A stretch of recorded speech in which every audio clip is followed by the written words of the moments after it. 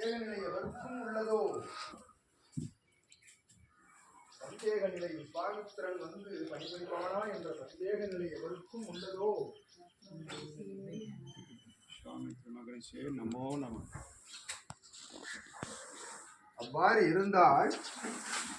அவ்வாறு சந்தேக நிலை இருந்தால் சபை விட்டு அகன்று விடலாம். அகத்தியர்